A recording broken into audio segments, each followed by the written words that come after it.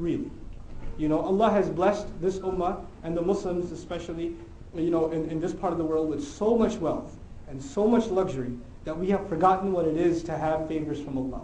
And here we have our youth whining about things that if the people in some parts of the Muslim world, they only dream about those things and we're complaining about them. Oh man, only one kind of soda in the fridge? There are kids in the Muslim world that haven't had water for 2 weeks. They're drinking out of mud, literally. And here we become so ungrateful. And this is, again, when you become distant, the one who doesn't remember the merciful, the one who doesn't remember Allah, doesn't remember their place in the world. They become full of themselves, and that's where you get all of these problems. When you don't remember who you are. You're a servant of Allah, and Allah is our provider, and He is the provider of all. May Allah Azza wa Jalla eliminate hunger from the world. Anyhow, so coming to a close because Salah is approaching also, another kind of friend that is mentioned in the Quran is a walij. Walijah, literally actually. Okay? وَلَمْ يَتَّخِذْ مِن دُونِ اللَّهِ وَلَا رَسُولِهِ وَلَا الْمُؤْمِنِينَ وَلِيجًا. This actually is a kind of friend who you trust so much that they're actually involved in your private matters. They help you out maybe in a business transaction or loaning you money or things like that, or you got into a dispute and they're helping you manage that dispute or something like that, right? This is the kind of friend that's wali. This is only supposed to be a Muslim. You can be casually friends with a non-Muslim, that's fine. You could say, hi, how's it going, whatever. Can I borrow a pencil or something at school? But the people that are involved in your personal life shouldn't be anything other than believers, true believers. And not even الَّذِينَ آمَنُوا وَالْمُؤْمِنِينَ, which implies the strongest of believers. These are the people you should trust your affairs with. Lastly, يَا أَيُّهَا الَّذِينَ آمَنُوا لَا تَتَّخِذُوا بِطَانَةً مِّن دُونِكُمْ لَا يَأْلُونَكُمْ خَبَالًا. Last kind of friend. Those of you who believe, hear this warning carefully. Allah says, don't take secret-keeping friends outside of yourselves. What does it mean outside of yourselves? What do you think?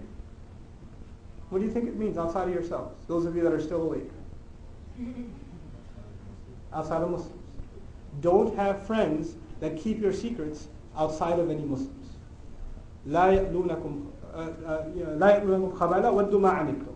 They will leave no stone unturned in causing you harm, and they really do want what will harm you.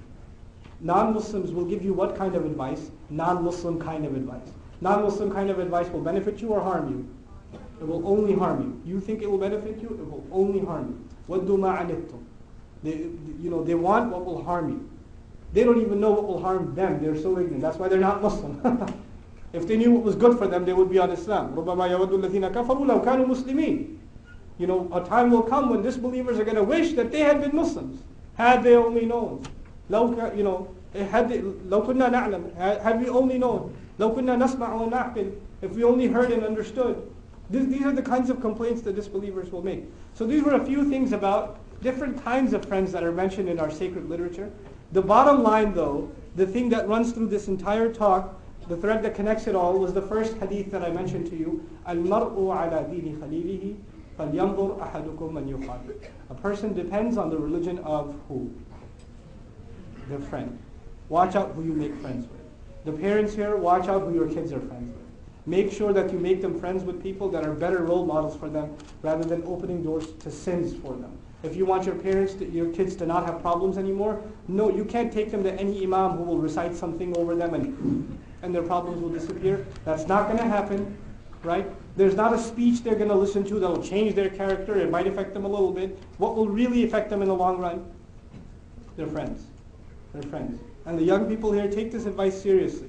I can't make you do anything. I can't make you change your friends. I can't make you change your profile on Facebook and the 500 people that have already, connected with you or whatever. These friends, these strangers that you call friends, they're not your friends. They're not going to care about you, right? The people who care about you, hopefully I tried and outlined, inshallah ta'ala. The last thing I'll share, I know I said these are all the kinds of friends, but there's one that I didn't mention on purpose, because I was I don't know if it's appropriate or not, but maybe I should mention it. Allah Azza wa Jal also speaks of akhdan, friends that you are attracted to. Nowadays we call it boyfriend or girlfriend. Allah speaks about that in the Quran too. Allah says when you're looking to get married, it's not just that you're looking to find akhdan. It's not just some shallow infatuation.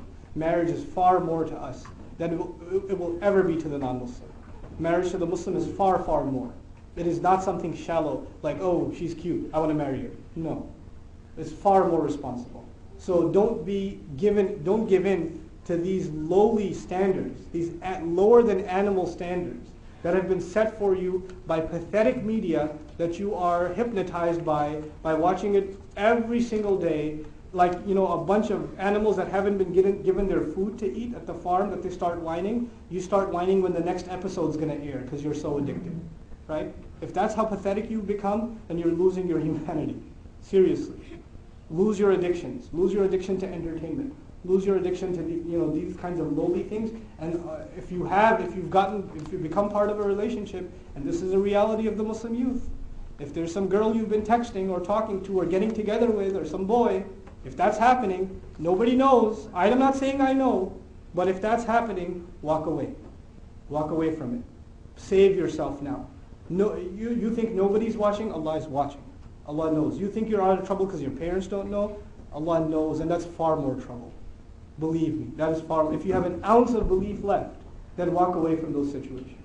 Just walk. You don't have to say, by the way, I heard this speech, I'm walking away. No, just walk away. Leave it. Inshallah ta'ala. May Allah protect our youth from all kinds of trials that surround them.